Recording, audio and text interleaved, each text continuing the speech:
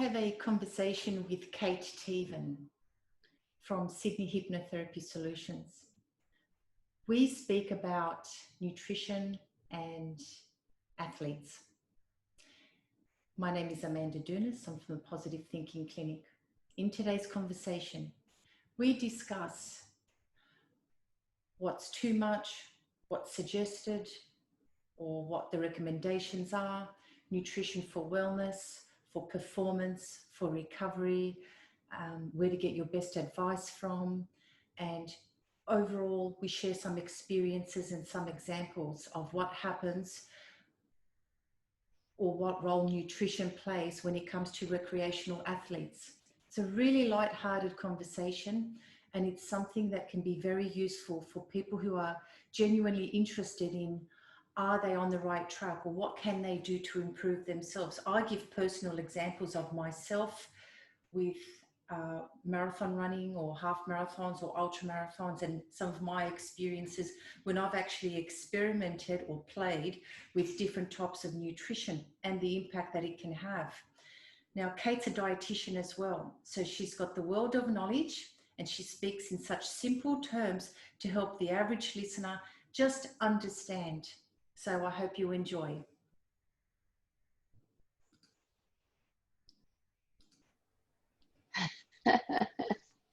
Okay, and a warm welcome to our listeners.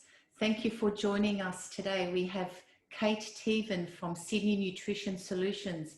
Thank you, Kate, for being available for this casual conversation about nutrition and recreational athletes today. Oh, thank you for inviting me, Amanda. Pleasure to be here.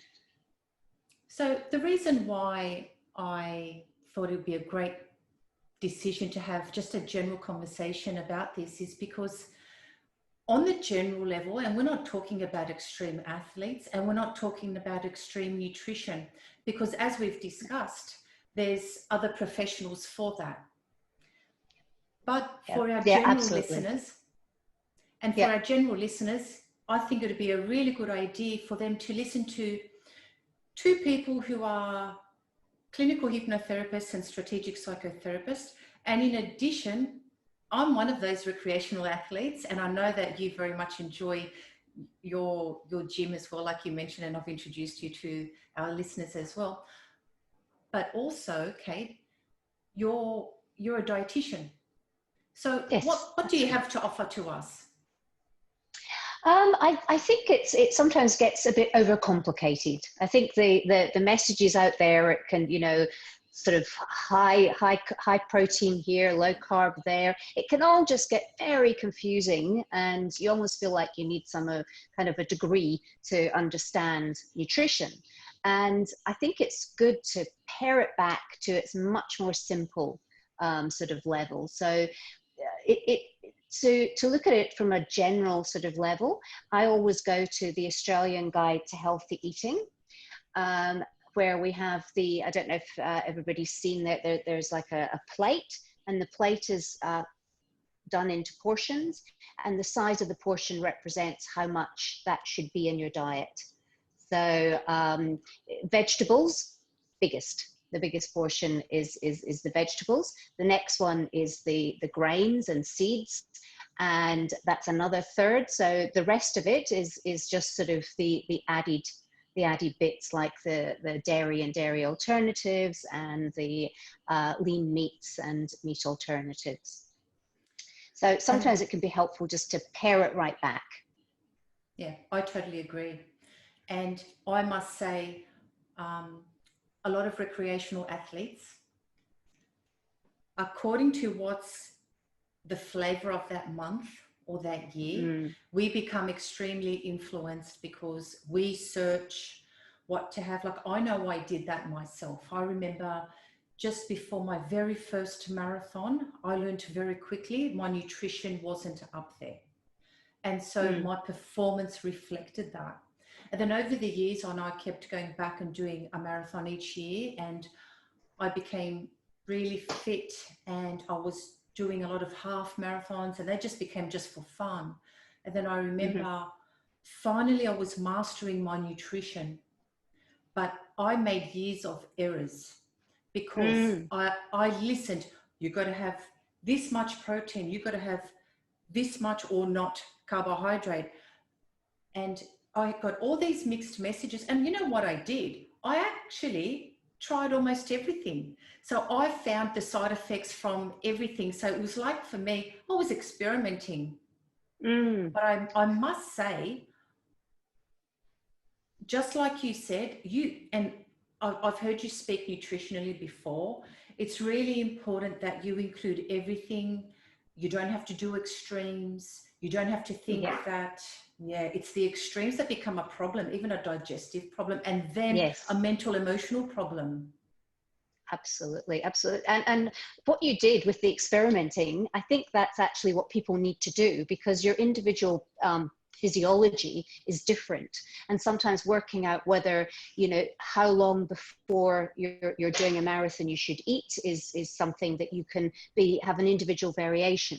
So obviously not experimenting on the day, but experimenting during training to see what works for you. Some people's digestive tracts empty much sooner than others, and you know, so they can eat quite close up to the start of an event. Other people need a bit longer. So just experimenting as you did is a really good way, but taking it simple. Just it's the fluid. You want to make sure that you're adequately hydrated, and also that you've got a bit of fuel on board. So particularly the carbohydrates before the meal. So before the training or the race. The event. I remember when I was doing the ultra marathon, and that's a killer for the normal person. Yes. I don't. I remember. Can't imagine doing that. Yeah. I don't want to imagine doing that again either. But I didn't have the best experience the first year. And as soon as I finished, mind you, just before I finished, I thought, I'm not doing that again. This is the worst experience of my life. But as soon as I finished, I decided I'm coming back and I'm doing this again next year, and I'm going to do it better. Not better as in faster. I didn't care about the time. I wanted to do it better emotionally.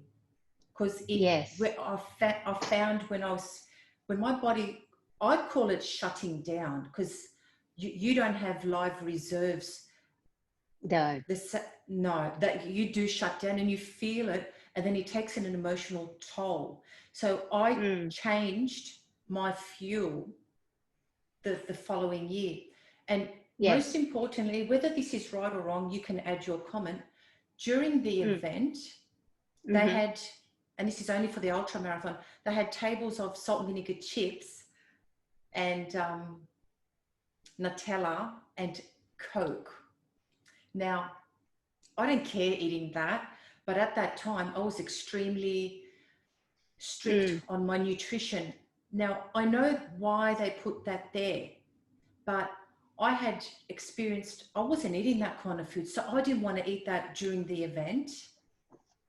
So I actually took homemade food to actually that's eat. a good idea. Because I had to eat, of course, but I made absolutely. food.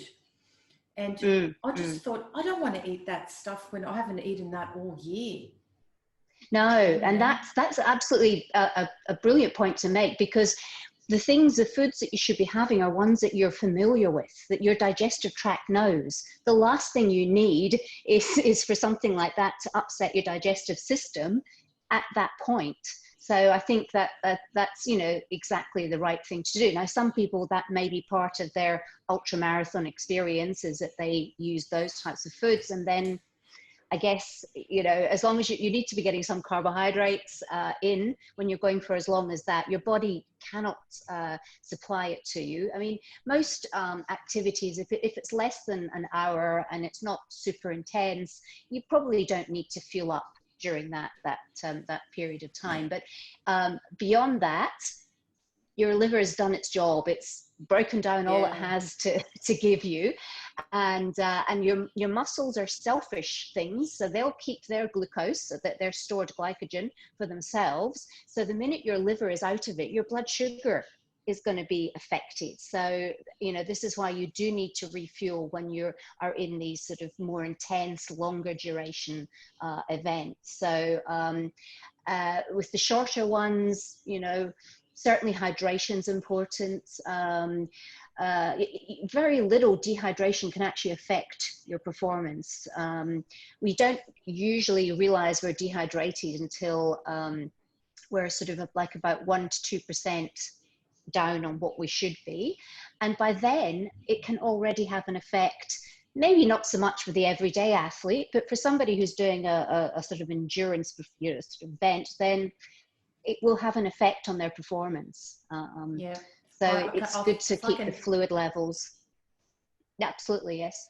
If I can comment there about hydration. I'm a runner, and this year in particular, I've just so happened to be running daily, and I run with a water bottle.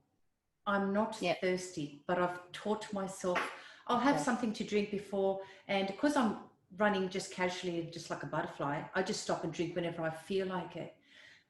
In previous years, if I took off and forgot to take my water bottle on I'm a distance runner, not a short distance. If I had forgotten it, I can remember very often just always having a headache for the rest of the day. So for me, it's the headache. Now, actually, yesterday I did run without a water bottle. My run is 1 hour and 20 minutes. I didn't get a headache, but I was mindful of that. And I think my body is just so used to doing that run. It's okay to be a bit flexible. I forgot it. Gee, I remember those headaches, and that's just from being dehydrated. Dehydrated, absolutely. And as you say, it's always comes down to the individual. So you have to, you know your body better than anybody does, particularly if you're sort of competing and running every day. You know what works. But yeah, the dehydration it's surprising just how little. By the time you're thirsty, you're already not performing at your best. And in fact, the problem is like you can have a drink at that point, but it's probably going to be about 20 minutes before it actually reaches you and corrects your dehydration. So it's really important to try not to let yourself get to that point. I think education is a really important thing. I've come across, well, I've got 2 teenage boys who I've tried to get them into physical exercise under the care of a personal trainer from the time they were year 9, only because I know that under the care of a personal trainer, their form and their posture is all going to be good and proper. And my boys are now 17 and 18 or going on to 19, and they are still with the same trainer. And so they're not fanatical 2 times a week, but I know that she's prevented injury and that the boys know how to do things correctly. But still, and she's a nutritionist, and she gives the best advice, and she's very much into natural stuff, and she doesn't promote all the other stuff that's usually advertised. She's all about good, fresh food, good rest, and I really like her. And yet one of my boys who loves the muscle growth effect is often looking at, he's often looking at, oh, I've got to have a lot more protein, I've got to have a protein shake. And I'm thinking to myself, just eat food. Just eat good, proper food. Like I once upon a time was told when I was at the gym as well, oh, you got to have a protein drink. And I'm thinking, why? I'll have a piece of chicken afterwards, which will be pure protein, or a piece of fish, and that's going to be protein without the fillers. So I'm not going against anything, but I'm just saying you find everything you need in food. Yes, absolutely. And I mean, certainly it can be hard. A lot of the particularly the teenage boys, they get into this idea of wanting to bulk up, and so they want to have a supplement. And I mean, I think if sometimes you have to meet them part way with it. And so something like a whey protein isolate that has nothing else added, so it's got none of the nasties, that is a sort of an option that if you really can't get them to just go, okay, come home after training and have that meal, because it is quite important to do the sort of the fueling afterwards, after the exercise. Then a whey protein isolate just mixed up would be a reasonable one. And the other thing is that our bodies can actually only use so much protein at one time. So you can be taking these things and they've got like sort of 30-40 grams of protein, and it's just more than your body can use. So the maximum at one time is usually round about only 20 grams of protein. The other reason I like the whey protein isolate is it has a particular, one of its amino acids that has in a good supply is leucine. And leucine, I've had it described to me by a sports dietitian as being the thing that ignites the muscle growth. So it ignites the muscle growth.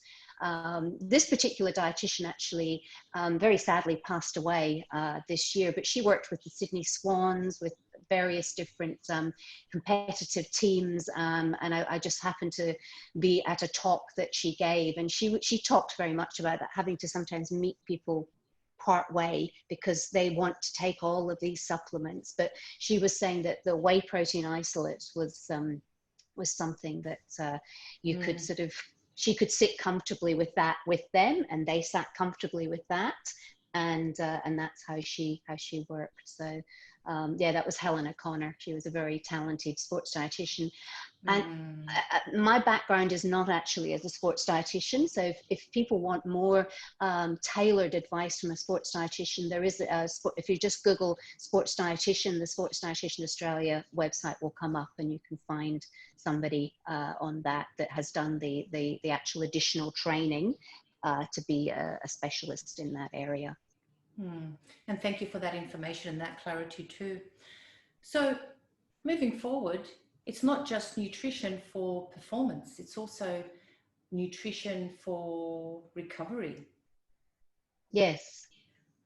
Yes. This is particularly important if you've got a short period of time between when you're going to be competing, and then maybe you're going to be competing again quite soon afterwards. It's important to get that glycogen restocked. Was that? And yeah. So I used to remember. I learned as well that, gee, like I really would change my nutrition for the big events weeks beforehand, because I knew, don't do that a week earlier, it's going to make no difference. I made that one mistake. I decided to, of course, like I said, I did lots of experiments, and I decided to quit sugar. Went back years ago when that was really popular, and I was a really good and efficient runner, and I changed to the high fat food.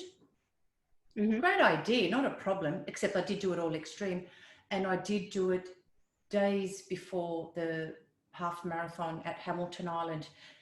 And if anybody knows Hamilton Island, Healy Half Marathon, it's like the hardest one in Australia. And so it was my worst experience. I spent so much of that just walking, because I changed my diet, and I learned through research or literature later on that, yeah, you can. And as I proved later when I did other events on a sugar-free diet, you actually had to allow at least 3 weeks so that your body can use the fats as like it. Yep. Just to get it, using that as its, yeah. Because So I mean, the body will prefer, the body prefers carbohydrates every time. It's like your brain prefers carbohydrates. Everything can manage, but it does take, it's that switching the fuel that does take time. So if you don't allow enough time, that would be hard to do. But yeah, certainly, I mean, some people do sort of quite extreme sort of, sort of cutting out carbohydrates, and they can still run, they can still do things. So the body will adapt. And you did. So yeah, so it is. But I think it's better to have a general, a more holistic sort of a diet. I mean, the carbohydrates are good for our gut.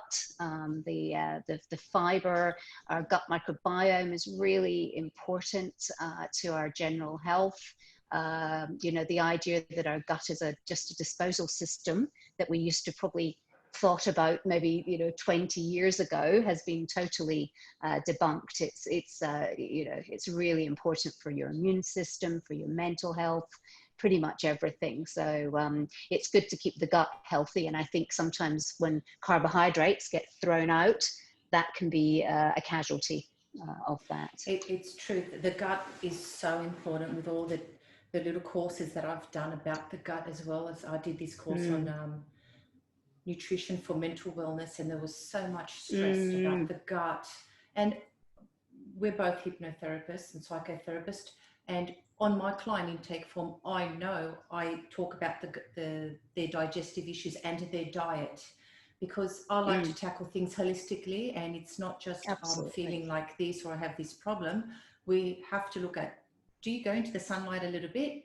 Do you do a little bit of walking or some form of exercise? Do you sleep well? What are your thoughts? What's your food like? It's everything contributes to everything. Absolutely. I know the changes in me just when I've changed my food, and when I've changed my food, I've changed it good and proper. So I can actually say it's not just for 5 days. I've done some of these experiments long term, so I can actually tell you when I had brain fog and when I wasn't thinking sharp. I experienced that, and I'm actually grateful that I did, because it taught me so much. And we are all, individuals, and what we can cope with or what our body wants, needs. Yeah, it's just different. It's just we need to educate. What I've learned, the balance, and vegetables. Oh yes, yes. Vegetables are the one of the most important things for us in so many ways, and particularly actually if people are looking for weight loss, which unfortunately in our society a lot of people, that's their focus. The more vegetables you eat, the leaner you will be. I got that bit of wisdom from a dietitian who works at the Metabolism and Obesity Service at RPA. That was the one thing that defined the most successful people who were able to take weight off and keep it off, were those that ate the most vegetables. So that's another reason that it's good to eat your veggies. But there's so many reasons for it. And I think, as you say, it's like we sometimes we isolate mind and body as if they're two different things. And it's just like, we are a complete entity. You cannot just tackle one of them and think everything else, will fall into place. It's important to look, as you say, holistically at all parts. The emotional as well as the mental and the physical. Yep, that's right. And so I hope our listeners today have gotten some information or some clarity, or a realization that there is no one extreme recommendation. It actually depends who's publishing something at that time, or what's becoming popular at that time. But what stands is always having a balance. Not having to do anything extreme, being hydrated, doing the aftercare. Nutrition is not just because you're performing recreational athlete. It's also so you can function day to day. For our thoughts, our interactions. I mean, have you ever noticed that someone is moody until they eat? Oh, yes. Yes. The hangry is such a thing. It's so true. The other thing, though, is a lot of people as well can be dehydrated. And I'm not talking just about the athlete. I'm talking about just the general person through the day. They don't get a chance. Well, actually, one of the challenging things now is that I work in a hospital and we have to wear masks all the time. It's really hard to keep the hydration up with having to take it off your ear and have a little thing. And I actually think there needs to be a word for when you're angry, thirsty, because that messes with your brain as well, just as the food side makes you hangry. But I've yet to come up with a word. Let's make one now then. How about? Yes, I think we need a word for it. When you're thirsty, you're actually dehydrated, and so you're down in the dumps and you're not happy. Well, we could do thangry because you're thirsty and angry, but maybe you're not angry. You've got a mood happening because you're dehydrated. It's just so you've got that fogginess. Instead of moody, you're foodie because you're thirsty. So I guess we can welcome our own ideas, but we need to sip regularly. Gulping doesn't do the trick. So you need to be working on, yeah, that sort of waiting till the end of the day and just downing, you know, a couple of cups. That's not, your body has been dehydrated for the whole day up until that point. And then if you're not careful, you can sort of, you know, have overhydration if you sort of overdo that. Yeah, anyway, it's definitely one of those challenges. To make sure that you're keeping yourself well hydrated. But yeah, the eating side of things, it's always not about extremes. It's about just having a nice balance of everything. If anybody wants a particular diet, the one that always stands up across all of the studies is the Mediterranean diet. That one where they've got the lots of the pulses, and again the veggies are there, and the extra virgin olive oil, a little bit of seafood, not a lot of dairy, not a lot of chicken.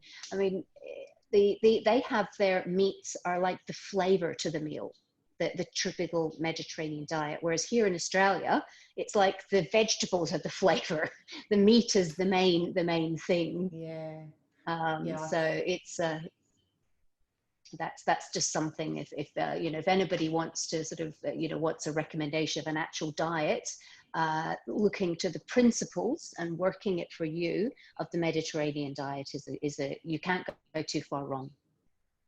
Yeah, I know that. That's so true. And even I'm Greek. I come from Greece, and I've watched them eat that way when I've traveled over there and gone to the traditional places and just watched relatives how they cook. They still do the same. They're still doing the traditional, and they're so healthy. They're so content, and so it's a nice, fine example across all those other countries that are doing it that way as well. It's really, really good.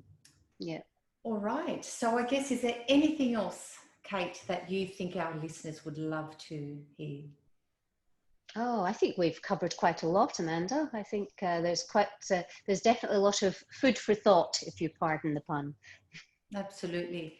So thank you so much, Kate, for coming on today and sharing your wisdom and just letting us know that it doesn't have to be as difficult as what we search for.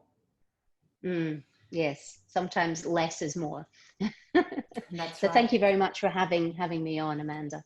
It's been a pleasure. Thank you. Thank you, Kate. And so for all our listeners, you've been listening to Amanda Dounis at Positive Thinking Clinic and Kate Tevan from Sydney Nutrition Solutions. Thank you very much. And a warm welcome to today's listeners.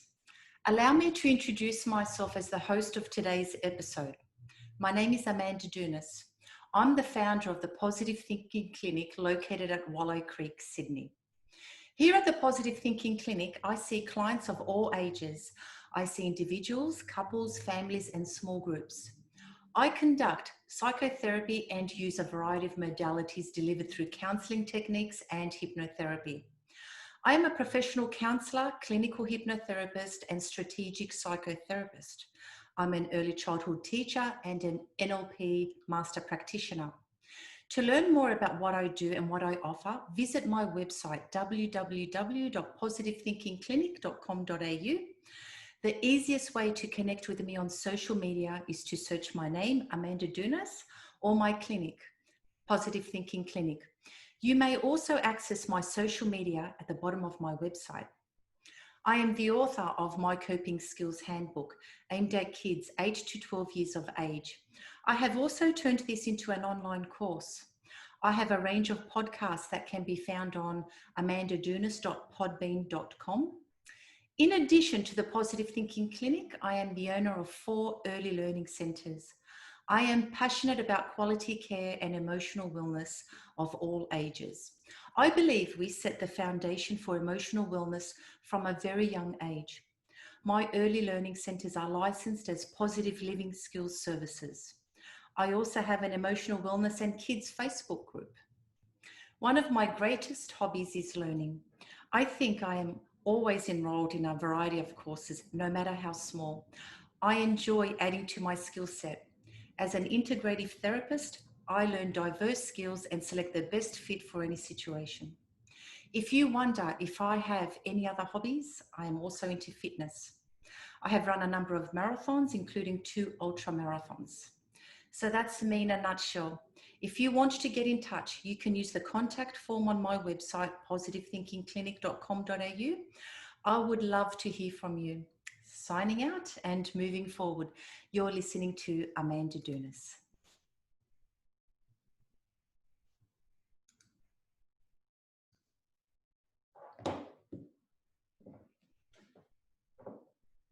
I'd like to welcome Kate Tevan.